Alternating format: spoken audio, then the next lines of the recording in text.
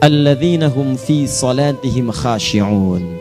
Syarat pertama, kalau ingin mendapatkan surga Firdaus tadi dan kebahagiaannya diturunkan ke bumi, dibawa sampai mati, masuk ke alam kubur lebih bahagia lagi, maka amalan pertama untuk melatih menguatkan iman itu, coba berlatih untuk menunaikan sholat dengan khusyuk. Kalau Anda kerjakan benar sholat ini, maka apa yang Anda dapatkan? Teman-teman ingat betul, saya mau tanya sebentar. Keabadian yang abadi disebut dengan sa'id. Kalau kita ingin turunkan ke dunia percikannya, kita dapatkan usahanya disebut dengan apa? Masih ingat? Aflah itu kalau didapatkan, kata dasarnya apa tadi? Falahun. Lihat baik-baik. Kata Allah dalam Al-Quran tadi, kalau ingin mendapatkan falahun, amalan pertama sholat. Makanya ketika dipanggil sholat, kalimat falah dilekatkan pada panggilan sholat. 5 kali diingatkan. Begitu muadzin kemudian azan memanggil Anda, hayya 'alas shalah. Anda bertanya, ya Allah kenapa kami mesti sholat? Dijawab, hayya 'alal falah. Yuk, pagi ayo. Yang sejati datang sini. Belum dapat sujud, belum dapat ruku, saya berikan.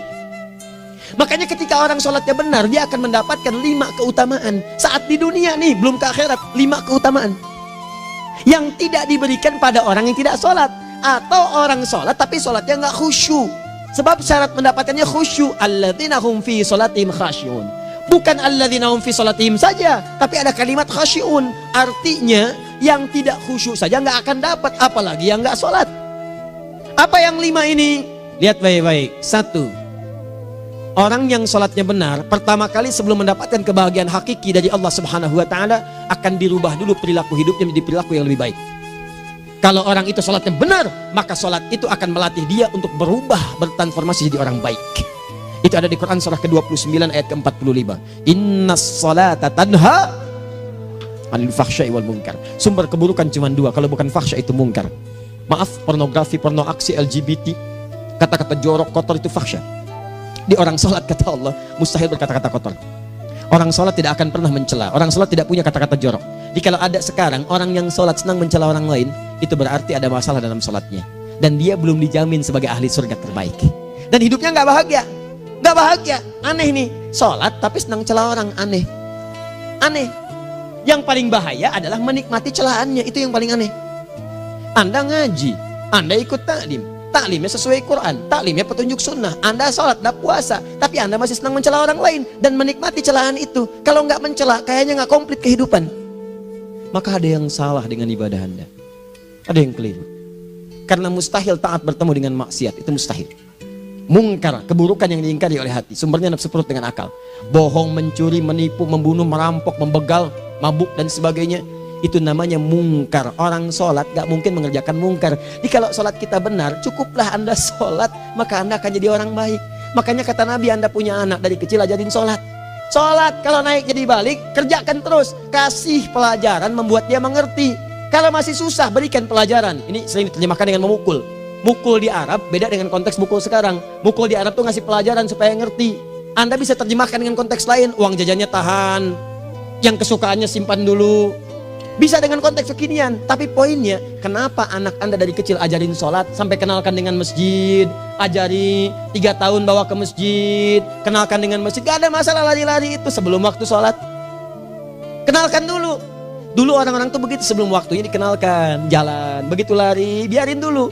Setelah itu diberi pengertian. Nah, ini bukan tempat berlari, yang berlari di sana nanti, yang di sini nanti akan ada orang-orang baik semuanya. Terus anda lihat berbaris, baris rapi. Kalau pengen baik ikutan baris nanti. Terus nanti ada yang mimpin di depan, namanya imam. Imam itu siapa ya? Tetangga kita bukan yang Pak Imam, bukan. Kalau tetangga kita namanya Imam S. Arifin. Kalau yang ini imam sholat namanya. Imam sholat itu nanti akan pimpin menyembah Allah. Allah siapa ayah? Allah itulah yang memberikan ayah rizki. Allah itu yang memberikan ayah rizki sehingga bisa beli tobot buat kakak, beli robokar poli. Ini yang poli, ini yang embers, ini yang heli. Ini dulu kakak semuanya tuh. Yang kasih Allah. Nanti kalau kakak bagus bisa ikut rapi di sini. Allah akan senang, akan ditambah lagi oleh Allah. Oh begitu ya. Datang, begitu caranya. Ini bukannya waktu sholat belum dikenalin tadi bawanya main-main di masjid. Bahkan ada yang agak repot lagi, di rumahnya susah diatur, dibilang, kamu ini susah diatur, main sana ke masjid, disuruh main, ya main di masjid. Yang salah bukan anaknya, orang tuanya. Apa rahasianya anak itu disuruh ke masjid, suruh sholat? Rahasianya, begitu anak itu sholat dengan baik, maka dia akan tumbuh jadi anak baik di kemudian hari. Itu maksudnya. Nah, sekarang saya agak bingung ini, pendidikan TK sekarang salah sih? Enggak, cuma saya agak bingung mikirnya. Ini anak belum diajarin sholat, udah diajarin manasik. Itu bagaimana cara berpikirnya Ferguson? Agak repot saya mikirnya tuh. Ya, walaupun salah sih enggak, cuma saya bingung gitu. Kenapa nggak dikerjakan tahap yang pertama dulu? Tangga itu kan berurutan, nggak bisa Anda lompat langsung ke 5. Kan 1, 2 belum terlewati. Jelas ya? Ah, ini gambarannya. Sholat nih. 1 pasti baik. Ini kalau sekarang sholat, lisan belum baik, mata belum baik sampai ke kaki, berarti ada yang salah sholatnya tuh. Ada yang nggak tepat. Tangan sembarangan, snack orang ngambil. Awas. Tuh sendal orang, mau wudhu nggak ada sendal, pakai sendal orang. Udah bilang belum? Kehujanan pakai payung orang. Udah bilang belum? Ya kan gampang Ustaz. Ini kan juga mungkin diikhlaskan karena Allah. Ya ikhlas, cuman pakainya belum minjam. Bagaimana kalau sedang pegang payung itu keluar, Anda meninggal? Nah, coba mikirin ke situ. Coba ke kantor. Kalau didorong proyek yang nggak jelas, minta tanda tangan, pikirin dulu bagaimana kalau meninggal. Kemarin saya sama teman-teman artis saya katakan begini, Anda ya, kalau Anda mengaji dengan saya, jangan pernah menerima peran maksiat. Walaupun itu sekedar adegan, tapi itu maksiat. Kalau bayangkan ketika Anda memerankan itu, Anda diwafatkan oleh Allah Subhanahu Wa Taala. Maka demi Allah saya katakan tidak ada faedahnya Anda ngaji sekarang, ngaji besok. Ketika Anda menerima peran itu, Anda wafat dalam keadaan bermaksiat di hadapan Allah Subhanahu Wa Taala. Maka saya pun katakan pada Anda, ayo belajar yang betul, pahami, bangun sholat, belajar, dalami seperti orang tua kita dulu. Tinggalkan nyontek, budaya yang nggak jelas. Rasakan ketika nyontek Anda wafat. Apa yang Anda dapatkan? Di Libya itu kalau nyontek, di Libya ya, saya pernah sekolah di Libya nih. Itu kalau nyontek dibiarin aja dulu. Dan rekornya 100% ketahuan. Begitu sudah selesai, cuma jeda 2 jam, langsung ada panggilan. Si Fulan silahkan datang ke kantor. Apa yang disediakan di kantor sudah siap. Anda diberi waktu 2 jam dari sekarang, siapkan beres-beres koper Anda. Di sini tertulis Anda akan pulang. Tiketnya sudah lengkap, dikawal 2 orang. Dituliskan di situ anak ini nyontek gak boleh kembali ke sini. Libya. Gak ada zero tolerance bagi yang seperti itu, keluar. Kami gak terima di sini. Harusnya begitu. Gak ada faedahnya. Yang kita butuhkan amalan dari ilmu, bukan nilai-nilai itu sementara. Gak ada. Sudah. Nah ini akhirnya begini kualitasnya nih. Tertulis di ijazahnya bagus, cum laude, IPK-nya 4, tapi gak ada aplikasinya. Yang pintar banyak. Kita butuh yang baik, pintar yang baik. Sekarang yang pintar banyak, kepintarannya dipakai untuk nipu orang. Itu yang bahaya. Ahli hukum banyak yang dihukum. Ahli ekonomi tidak bisa mengangkat perekonomian. Apa yang salah? Apa yang salah? Ini yang jadi persoalan. Tapi dasar manusia begitu di sidang mulai pakai peci, pakai baju koko, pakai tasbih, dan pakai kerudung. Luar biasa. Nih 2. Orang kalau sholatnya benar, Allah akan berikan ketenangan dalam jiwanya. Tenang hatinya. Jangankan musibah kecil, musibah paling besar pun tenang aja dia. Tenang, dia paham rumusnya. Allahu Akbar. Turun Quran surah ke-13 ayat ke-28. Ala bidzikrillahi tatmainnul. Yakinkan pada dirimu, zikir kepada Allah membuat hati tenang. Di antara turunan zikir amalannya adalah sholat. Dari mana taunya? Quran surah ke-20 ayat ke-14. Innani anallahu la ilaha illa ana fa'budni wa aqimis salata li dzikri. Saya Allah, kata Allah ke Nabi Musa. Tidak ada Tuhan selain saya, sembah saya. Bagaimana menyembahmu ya Allah? Tunaikan salat sebagai zikir kepada saya, zikir. Nah, maka kalau Anda sedang tidak tenang, ayo ke masjid. Banyak zikir itu, baca Quran zikir. Quran surah 15 ayat 9. Inna nahnu nazzalna dzikra. Kami turunkan Al-Quran sebagai zikir. Jadi kalau Anda sedang baca Al-Quran, Anda sedang berzikir. Ibu kalau sedang nggak tenang, Bu, gelisah, nggak enak, nggak usah mengeluh, apalagi bikin status gak karuan. Ibu wudhu, ambil mushaf baca. Begitu sedang baca ada ketenangan dalam jiwa. Berdoa, zikir. Kalau sedang nggak tenang, besok ada proyek, doa dulu. Doa itu memberikan ketenangan. Makanya doa disebut dengan zikir. Quran surah ke-7 ayat 205. Wadhkur rabbaka fi nafsika tadarruan wa khifatan wa dunal jahri minal qaul. Ayo berzikir, minta kepada Allah dengan segenap jiwamu, mohon dengan penuh ketawaduan. nanti ketenangan diberikan. Menghafal Quran, baca itu zikir. Quran surah ke-54 ayat 17, 22, 32, 40. Walaqad yassarnal Qur'ana lidzikri fahal min muddakir. Menyebut nama Allah, Al-Asmaul Husna itu zikir. Sedang ada persoalan, ya Allah, ya Allah, ya Allah, ya Rahman, ya Rahim, ya Malik, ya Qudus, ya Allah, ya Allah, ya Allah, ya Allah. Zikir. Dalilnya Quran surah kedua ayat 152. Fadhkuruni azkurkum. Sebut namaku, zikir. Apapun akan mengingatmu. Gimana menyebutnya? Ditafsir di Quran surah 17. Ayat keberapa? 110. Qulid Allah awid Rahman ayyamma tad'u falahul asmaul husna. Sebut nama Allah. Itu menenteramkan pada jiwa. Sedangkan sholat gabungan dari semua zikir tadi. Bukankah dalam sholat Anda baca Al-Quran? Bukankah dalam sholat Anda menghafal Al-Quran? Bukankah dalam sholat Anda berdoa? Bukankah dalam sholat Anda istighfar? Anda mohon digabungkan semua itu. Amalan sholat menggabungkan semua jenis zikir. Masa Anda nggak tenang juga? Makanya sholat, jangankan sholat ya, tempat sholat itu yang menenangkan. Tempat sholat, tempat paling tenang di muka bumi. Kalau nggak percaya silahkan ya, Anda sebelum masuk ke Istiqomah ini, begitu Anda masuk kan perasaannya beda kan? Lain. Silahkan cek, kalau cari ketenangan datang ke masjid. Masuk, wudhu masuk, sholat 2 rakaat tenang. Dekat kipas angin, saking tenangnya, plek ngantuk tidur. Beneran, enak.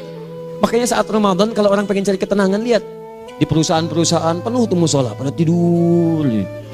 Ya, mengamalkan hadis palsu. Ya, dia musoim ibadah, tidurnya orang puasa ibadah, hadis palsu. Nah, itu teman-teman. Itu gambarannya tiga. Orang yang sholatnya khusyuk benar, itu dijamin langsung oleh Allah Subhanahu wa Ta'ala akan dimudahkan semua urusan hidupnya termasuk rezekinya. Ini yang saya katakan. Jadi saya katakan tadi, di akhirat ini, di surga, rezeki tinggal ngambil. Anda kalau benar sholatnya, itu langsung dijanjikan oleh Allah. Rezeki itu nggak perlu Anda banyak pikirkan. Ikhtiar sedikit datang, bahkan dari sisi yang tidak Anda duga. Apa dalilnya? Quran surah ke-65 ayat 2 dan 3. Ditafsir di Al-Baqarah ayat 2 dan 3. Wa may yattaqillaha yaj'al lahu makhraja. Ada orang yang meningkatkan takwanya kepada Allah, kami mudahkan urusan hidupnya. Setiap persoalannya diberikan jalan keluar, mudah. Solusi. Setiap ada problematika, ada solusi. Wa yarzuqhu min haitsu la yahtasib. Dan kalau dia ingin mendapatkan rezeki, bahkan kami kirimkan dari sisi yang tidak dia duga.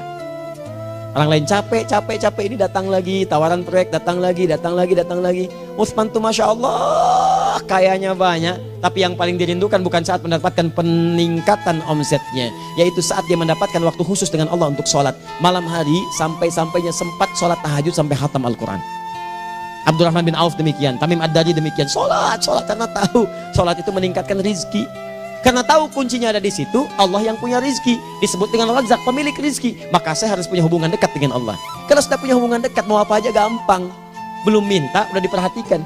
Silahkan cek, Anda punya hubungan baik dengan bos Anda di kantor. Ya, sebelum Anda minta, beliau udah pikirin tuh. Telepon bendahara. Dia udah ngambil belum gajinya? Belum Pak, tambahkan bonus sekian. Kenapa? Karena dia mengawasi Anda. Allah maha tahu dibandingkan dengan bos Anda. Mendekat kepada Allah, semua diperhatikan oleh Allah. Siapa orang takwa itu? Kalimat takwa pertama di Al-Quran Al-Baqarah ayat 2, amalannya ayat 3. Dzalikal kitabu la raiba fihi hudal lil. Siapa muttaqin itu? Ayat 3-nya.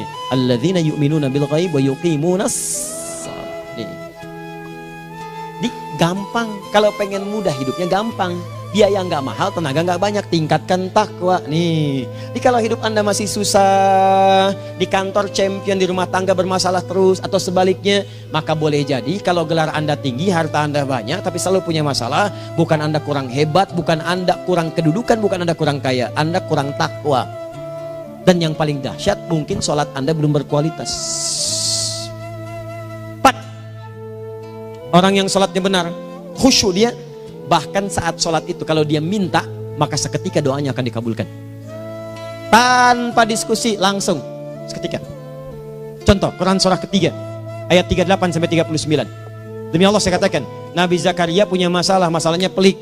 Sudah berumah tangga, istrinya divonis monopos, maaf bahkan mandul. Gak mungkin punya keturunan. Maka apa yang beliau kerjakan? Secara singkat beliau sholat. Begitu sholat minta kepada Allah. Hunalika da'a Zakaria rabbah. Di mihrab itu beliau bermohon kepada Allah. Bermohonnya sambil sholat. Qala rabbi habli min ladunka dzurriyyatan thayyibah innaka sami'ud du'a. Ya Allah, mereka katakan saya nggak mungkin punya keturunan. Sekarang saya ingin katakan, ya Allah, saya hanya minta darimu saja, saya nggak akan dengarkan mereka. Ya Allah, mohon Engkau maha mendengar, ya Allah. Maha mendengar doa saya. Kalau kepada yang maha mendengar aja nggak mengabulkan, kepada siapa lagi saya mesti minta? Apa yang terjadi? Fanadatul malaikatu wa huwa qa'imun yusalli fil mihrab. turun malaikat mengabarkan, sedangkan beliau masih sholat, belum selesai dalam sholatnya. Sholat khusyuk itu belum selesai sholat aja dikabulkan, doa sudah turun. Sholatnya belum selesai, doa sudah dikabulkan. Annallaha yubashshiruka bi Yahya. Allah kasih kabar gembira, doa kamu didengar, dikabulkan, kamu akan punya anak, namanya langsung dari Allah Yahya, artinya hidup yang mustahil menurut manusia. Lahir seorang dari rahim perempuan yang menepus dan mandul, bayi yang hidup, kata Allah nggak ada yang mustahil bagiku, jadi dia. Berita baiknya, Nabi Zakaria sholat dikabulkan. Umat Nabi Muhammad sebelum sholat sudah ditunggu oleh Allah, mau minta apa aku kabulkan sekarang. Hadisnya qudsi, saya bacakan. Hadatsana qala Rasulullah sallallahu alaihi wasallam, qala Allah azza wa jalla, qasamtu shalah baini wa baina abdi. Kata Allah, saya bagi dua ya salat antara aku dengan hambaku. Wali abdi ma sa'ala. Kalau hambaku benar salatnya, aku berikan apapun yang dia minta sekarang. Idza qala al-abdu alhamdulillahi rabbil alamin. Bagian pertama, kalau hamba benar membaca Al-Fatihahnya dari alhamdulillahi rabbil alamin, kalau Allah azza wa jalla dijawab oleh Allah, hamadani abdi, hambaku sedang memujiku.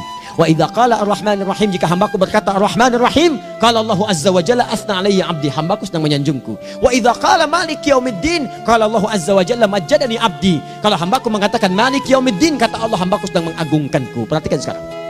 Wa idza qala al-abdu iyyaka na'budu wa iyyaka nasta'in, jika hambaku berkata sekarang, ya Allah, kami sekarang ibadah, salat menyembahmu, dan kami sekarang sedang punya masalah, kami hanya minta tolong kepadamu ya Rabb. Apa jawabannya? Beda dengan sebelumnya. Kata Allah, hadza baini wa baina abdi, inilah perjanjian antara aku dengan hambaku. Wali abdi, kalau hambaku benar khusyuk salatnya sampai detik ini, baru sampai Al-Fatihah itu pun belum tuntas, baru sampai Al-Fatihah itu pun belum tuntas. Kalau benar bacaannya betul, salatnya dari takbir sampai dengan selesainya, sampai ayat itu iyyaka na'budu wa iyyaka nasta'in, kata Allah, masalah apapun yang dia minta sekarang aku akan kabulkan. Besok saya kasih rahasia yang di KBP. Ada awal pembuka di awal sebelum Al-Fatihah yang kalau Anda benar bacanya, itu pengantar kepada pengambulan doa di Al-Fatihah. Apa itu? Besok. 5. Yang kelima ini yang paling diharapkan, dan ini penutup dalam kajian kita malam ini. Teman-teman sekalian, perhatikan baik-baik. Jika Anda benar mengerjakannya, maka Allah akan jamin langsung Anda akan mendapatkan kesuksesan dan kebahagiaan di semua aktivitas Anda. Kalau jadi suami, suami yang sukses, rumah tangga yang bahagia. Kalau jadi pegawai, pegawai yang sukses, dan di kantor bahagia. Masih ingat? Kesuksesan yang menghadirkan kebahagiaan, konteksnya dunia disebut dengan falah, dipegang disebut dengan aflah. Dikembalikan lagi ke atas, ke surah ke-23 ayat 1 dan 2. Qad aflahal mu'minun. Apa amalannya? Alladzina hum fi salatihim khashi'un. Persoalannya, kalau Anda salat belum mendapatkan satu di antara 5 ini, apa masalahnya? Pertama masalahnya, kata Al-Quran, boleh jadi yang salat itu belum khusyuk. Apa itu khusyuk? 2 maknanya, dan saya tutup di sini. Apa yang 2 itu? 1, kebanyakan orang salat masih membawa dunia dalam salatnya. Makanya kalau pengen khusyuk, kata Allah, maka Anda rasakan akan bertemu Allah. Rumusnya Quran surah kedua ayat 45 sampai 46. Rasakan secara singkat, mungkin itu sholat terakhir yang Anda akan kerjakan dalam kehidupan. Mungkin di sholat itu Anda wafat. Kata Allah, alladzina yadhunnuna annahum mulaqu rabbihim. Orang khusyuk itu sudah kelihatan dari sebelum sholat, dia sudah merasa persiapan menghadap Allah. Persiapan ke manusia aja, dia sudah siap-siap, mandi dulu, ganti pakaian, pakai parfum, macam-macam dan sebagainya, hanya memenuhi undangan manusia. Allah mengundang Anda 5 kali dalam sehari. Ya maaf, mengabulkan doa Anda, mencukupkan kebutuhan, menyembuhkan kalau sakit, disiapkan Anda. Harusnya apa? Penampilan sempurna. Kata Quran, orang khusyuk itu kelihatan sebelum sholat, pakaiannya kelihatan. Quran surah 7 ayat 31, ya bani Adam khudzu zinatakum inda kulli masjid. Hai anak cucu Adam, kalau tiba panggilan dari masjid, kenakan pakaian terbaikmu. Di anak cucu Adam tuh kelihatan. Kalau orang khusyuk begitu adzan kelihatan pakaiannya lain. Pakaiannya indah. Khudzu zinatakum, kenakan pakaian terbaikmu. Dipakai bertemu Allah. Bertemu manusia aja pakaian bagus-bagus. Ini aneh ya. Ada orang salah ibadah aja. Orang salah ibadah pakaiannya bagus-bagus. Lihat nih hari-hari tertentu besok tuh. Orang mau ke tempat masing-masing tuh. Ada yang pakai jas, pakai dasi, pakai batik, pakai kebaya. Anaknya dibawa, dikuncir 2, bawa manisan macam-macam. Mau salah ibadah aja tampilan bagus. Masa antum yang benar ibadahnya nggak bagus? Bedakan. Pakaian futsal, pakaian sholat ganti dengan yang sholat. Ini gimana pakaian sholat pakai pakaian futsal? Depannya gambar Messi, belakang Ronaldo. Repot. Malaikatnya juga bilang, kamu salah baju, harusnya Luka Modric.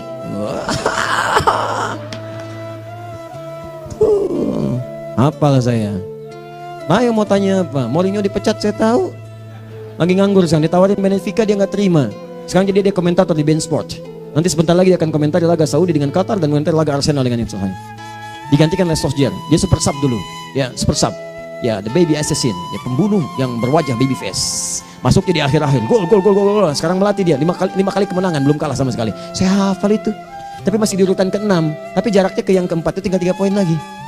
Hafal saya. Liverpool tahu cuma 4 poin sekarang bedanya. Kemarin 7 kalah 2-1 sama Manchester City. Walaupun banyak analisis yang menyebutkan mungkin itu diberikan saja gitu kan. Karena ada yang lain-lain. Hafal kedua Manchester City. Hafal saya. Ayo mau tanya apa lagi? Tottenham Hotspur ke bawahnya. Ada Chelsea, ada Arsenal, baru kemudian Manchester United. Liga Italia, wah udah gak kekejar Juventus. Ya, apa lagi? Dan seterusnya lah. Gak ada ujungnya bahas yang begituan. Jelas ya? Maksud saya, Anda tanya itu saya jawab. Tapi tidak menghilangkan ibadah kita yang lain. Dan apa ruginya? Ya tahajud dah. Apa yang bisa dikerjakan besok, lihat besok. Ya kan tahajud kan bisa besok. Ada orang tahajud jam 10 pagi? Gak ada. Lebih baik Anda kerjakan malam tahajud. Yang tidak bisa dilihat malam bisa dilihat besok. Cara berpikirnya bagaimana kalau besok meninggal? Gak kesampaian teman-teman sekalian. Gak kesampaian. Nah maka dari itu Anda kalau mau ada panggilan sholat, siap-siap baju yang bagus. Itu sempurnakan. Anda panggilan orang mandi, panggilan Allah, buka Quran surah 5 ayat 6, sempurnakan wudu. Ya ayyuhalladzina amanu idza qumtum ila shalah faghsilu wujuhakum, wudu yang baik. Berpakaian yang rapi. Kenapa? Karena boleh jadi saat dipanggil Anda wafat saat itu. Maka wafat Anda dalam keadaan yang suci, dengan keadaan tobat, dengan pakaian terindah pada saat itu. Yang kedua, maaf, orang-orang kurang khusyuk itu saya tutup.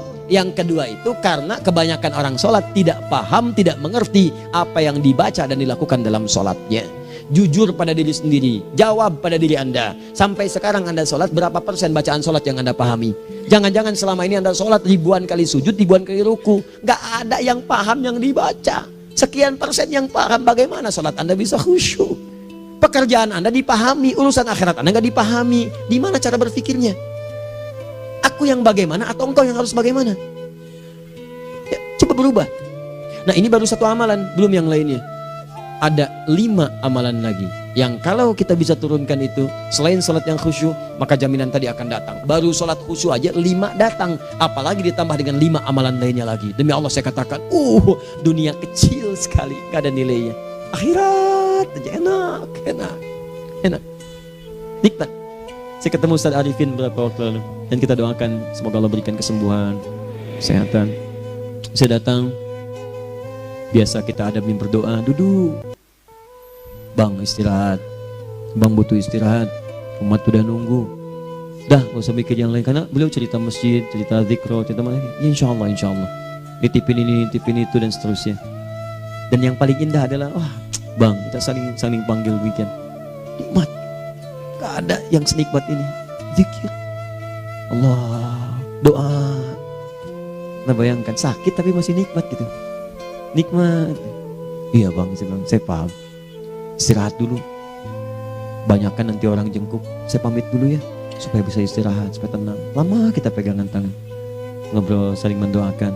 Itu nikmat. Dan cara berpikirnya kalau sudah pakai iman, semua nikmat. Ada uang nikmat, gak ada uang nikmat, sakit nikmat. Karena cara berpikirnya lain. Nanti kita bertemu lagi, saya terangkan pada Anda.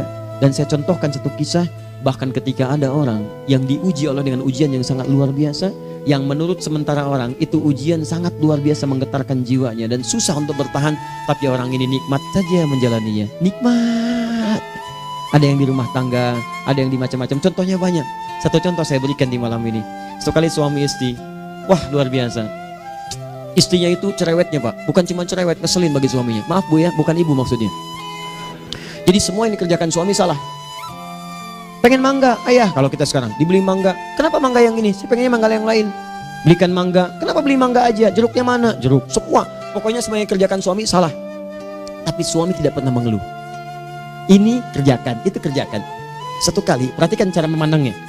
Ketika iman sudah masuk ke dalam jiwa. Kata temannya, akhi, istri kamu ini begini, nyusahin kamu. Kenapa kamu gak cari yang lain? Kan gampang ada syariat. Udah pisahin aja cari yang lain. Kamu tenang ibadah. Apa jawabannya? Hey, Allah sudah turunkan surga ke saya lewat dia. Kenapa kamu meminta saya untuk menjauhinya dan meninggalkan surga saya? Di cara melihat dia, bukankah ketika ada berbagai keluhan saya sabar? Bukankah sabar mendekatkan saya ke surga? Allah kirimkan tipikal istri seperti ini supaya mendekatkan saya ke surga. Dengan itu kan saya banyak pahala. Saya sabar, pahala banyak. Sudah Allah berikan pahala kepada saya. Kamu malah nyuruh saya untuk berpisah dengan pahala itu. Perhatikan cara berpikirnya. Indah. Kalau rumah tangga seperti ini semuanya enak gitu. Suaminya biasa-biasa, istrinya cantik, luar biasa. Begitu berdandan kelihatan kata suaminya, Masya Allah, wajahnya tak berpaling, mata tak berkedip. Kata istrinya, ya zauji madzabik, sayang kamu kenapa? Wallahi syakiran lillah bihadari, demi Allah aku bersyukur mendapatkan istri secantik kamu. Kata istrinya, nahnu fil jannah zauji, kita berdua di surga. Kata suaminya, kok bisa begitu jawabanmu? Iya, kamu bersyukur dengan keadaanku, aku bersabar dengan keadaanmu. Catat. Bukankah orang syukur dan sabar di surga? Tuh lihat, canda-canda orang-orang soleh itu begitu. Nikmat ketawa walaupun nyelekit di hati. Cuman bawaannya enak gitu. Nah, nanti itu ada tuh, nanti saya turunin tuh. Yang di rumah tangga, yang ini, yang itu nanti. Kapan? Pertemuan berikutnya. Jadi kita cukupkan dulu di malam ini apa yang kita pelajari supaya nanti nggak terlampau banyak kita dapat materi, cuma sayang sedikit mengamalkan. Saya sudah tuangkan di sini, banyak saya tuliskan termasuk di keluarga, di macam-macam. Ini saya tulis tapi silahkan Anda baca, kalau ada manfaat silahkan dapatkan, kalau ada yang kurang silahkan sampaikan untuk dikoreksi. Semoga Allah muliakan kita semua insya Allah. Sekali lagi, perbaiki hidup, jangan banyak mainnya, dan sudah. Jangan banyak membuang dengan yang sia-sia apapun yang dihadapi. Sekali lagi, tolong jaga kondusivitas, bantu negara kita, ketertiban, keamanan. Kalau saya menyampaikan sesuatu ada singgungan dengan yang kekinian, itu maksudnya koreksi masukan-masukan supaya diperbaiki. Tapi tetap dalam urusan pemilihan kita punya pilihan masing-masing yang tidak boleh dipaksakan. Jelas ya? Baik. Jadi, ya saya sampaikan sekali lagi. Pertama, pilih mana? Anda dipaksa harus ikut, atau yang kedua kita bebas memilih sesuai. Dah. Sudah ya. Jadi kita akhiri, subhanakallahumma bihamdika asyhadu an la ilaha illa anta astaghfiruka wa atubu ilaik. Wa akhiru da'wan alhamdulillahirabbil alamin. Berjumpa besok sesi terakhir fikih ikhtilaf di Masjid Ar-Rahman Kota Baru Parahyangan. Assalamualaikum warahmatullahi wabarakatuh.